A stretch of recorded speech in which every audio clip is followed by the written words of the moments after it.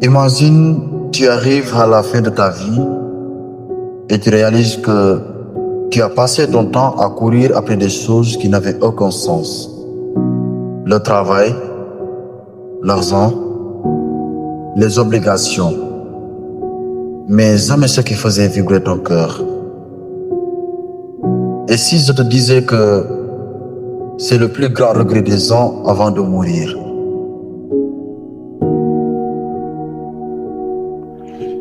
Aujourd'hui, nous allons parler de la quête la plus importante de toute existence humaine. Chercher le sens de sa vie.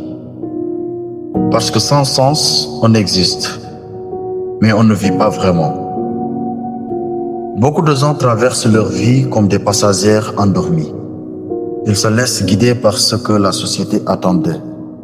Étudier, trouver un travail, se marier, avoir des enfants et attendre la fin. Mais un jour, la question finit toujours par frapper. Est-ce que je vis vraiment ma vie? Ou est-ce que je ne fais pas que survivre? Regarde autour de toi. Les personnes qui inspirent le plus, qui marquent l'histoire, sont celles qui ont trouvé un sens profond à leur existence. Steve Jobs disait: la seule façon de faire du bon travail, c'est d'aimer ce que l'on fait. Paulo Coelho, dans L'Alchimiste, nous rappelle que chacun de nous a une légende personnelle à accomplir. Mandela, après 27 ans de prison, a choisi de donner un sens à sa souffrance pour libérer son peuple. Le sens, c'est ce qui nous élève au-dessus de la simple routine. C'est ce qui nous donne l'énergie de continuer, même quand tout semble perdu. Mais alors, comment trouver ce sens? Première étape, l'introspection.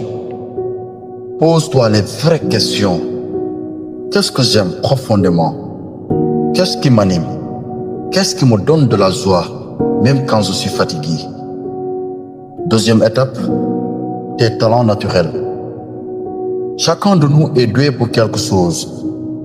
Peut-être que tu sais inspirer, peut-être que tu sais enseigner, aider, créer, construire. Le sens est souvent lié à ce que tu sais déjà faire naturellement. Troisième étape, l'impact. Le vrai sens dépasse toujours notre personne. Il touche les autres.